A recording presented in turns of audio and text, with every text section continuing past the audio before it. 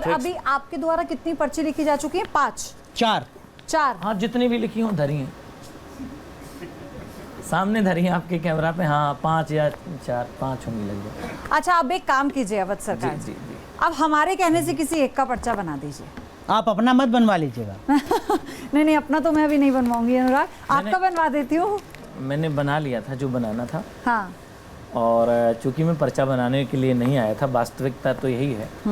और भाई अगली बार भी मिले थे और भाई को मैं पहली बार लेकिन अभी कुछ लोगों के चेहरे पर मायूसी है, आप देखिए ना कि कुछ लोगों के चेहरे पर मायूसी है। वो लोग चाहते हैं कि आप उनका पर्चा बनाएं। कितने लोग चाहते हैं महाराज जी आपका पर्चा बनाएं? सभी चाहते हैं। नहीं, डॉक्टर कक्कड़ नहीं चाह रहे हैं। नहीं, डॉक्टर कक्कड़ नहीं चाह रहे हैं, जरूरत नहीं है। गुरुमा नहीं चाह रहे हैं, जरूरत नहीं, अग्निहोत्री जी नहीं चाह रहे हैं, बनाया हुआ है। ठीक है, कितने लोग चाहते हैं महाराज आपका पर्चा बनाएं? एक बार फिर आज बात बताइए। रिकॉर्डेड है। अब मैं जरा थोड़ा आपसे तार्किक बात करूं। हाँ, करो। अगर आप अपनी सुविधा के हिसाब से 5 या मेरे निवेदन पर 5 लोगों की पर्ची निकाल देते हैं, तो अतिरिक्त 5 लोगों की पर्ची निकालने में क्या दिक्कत है? हाँ, मैं बिल्कुल कोई दिक्कत नहीं है, लेकिन मैं नहीं निकाल पाऊंगा ना। क्यों? मैं निकाल, मतलब ये जिद है आपकी, गुस्सा है, या कुछ और अज्ञात भय है जो आपको सता रहा है? क्या वजह है? या फिर क्या डर है? या फिर आप सांच को क्या? फिर आप रविंद्र और उनके ट्रिक से डर गए हैं। हाँ, नहीं। आप समझिए, अब आप डर गए हैं क्योंकि आपको लग रहा है कि अब सवाल उठने शुरू हो जाएंगे। तुषार और रविंद्र ने अपनी ट्रिक से, और डॉक्टर कक्कड़ तो इंतजार में बैठे हैं कब उन्हें मौका मिले। आप जैसे ही मना करेंगे कि मैं पर्ची नहीं निकालूंगा, डॉक्टर कक्कड़ तुरंत बोलना शुरू कर देंगे। सवाल उठने चाहिए, और मैं तो आदर पूर्वक आपसे भी यही कहूंगा, दीदियों से भी यही कहूंगा। ना, ऐसे मानने वाली नहीं है ये देवियां। नहीं, वो मानेंगी। एक बार दोबारा रिक्वेस्ट कीजिए जरा महाराज जी।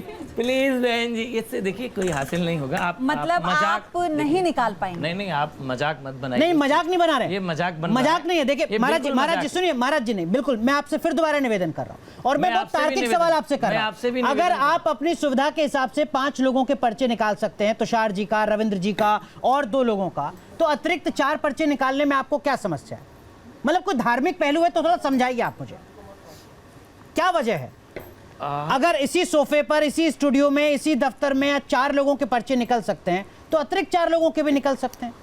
हर चीज की एक सीमा होती है और हर चीज की एक व्यवस्था होती है। मेरा एक प्रश्न है, आपने कहा कि आपने 8 घंटे में 50 पर्चे निकाले, ये आपका ऑन रिकॉर्ड वक्तव्य है, तो इन 5 बच्चों का आप क्यों नहीं निकाल सकते, जरा ये बता दीजिए। मैं यहाँ ऐसी क्या बाध्यता है जो आपकी कला आपकी गद्दी पे काम कर रही है और वो यहाँ नहीं, वो कला यहाँ काम कर चुकी है, 4 निकले हुए हैं। 4 बना तो दिया उन्होंने। आपने 4 या 5 पर्चे बना के, लेकिन नहीं, अगर 8 घंटे में 50 निकल सकते हैं तो 1 घंटे में 5 लड़कियों के पर्चे क्यों नहीं निकल सकते? कोई बात नहीं, मैं नहीं बना सकता तो नहीं बना सकता। क्यों नहीं बना सकते महाराज? ये तो बताइए ना। ठीक महाराज जी क्यों नहीं बना सकते? मुझे नहीं आ रहा है, मेरा नेटवर्क काम। अच्छा, आप एक काम करिए, एक काम बताइए, आप ऐसी बात करेंगे तो फिर कैसे काम चलेगा? रविंद्र और तुषार राजकुमार तो हावी हो जाएंगे आप पर। अच्छी बात है, ये कहेंगे कि हम तो डे 1 से कह रहे हैं कि सत्ताखंड है, ये कहेंगे कि कोई चमत्कार नहीं है, सनातन के नाम पर मजाक हो रहा है। आप पर जो भरोसा है भक्तों का, वो कितना टूटेगा ये देखिए। जी गुरुमा, मेरा अपना अनुभव ये कहता है कि अगर मेरे पास कोई आध्यात्मिक ऊर्जा है तो मेरे लिए सारे भक्त या मेरे सारे अनुयायी एक समान है। अगर मैं 5 का पर्चा निकाल सकती हूँ तो मैं बाकी 10 का भी निकाल सकती हूँ, उसमें कोई बाध्यता कभी नहीं होगी। ये निवेदन भी है और चुनौती भी है, कुछ भी स्वीकार कर लीजिए।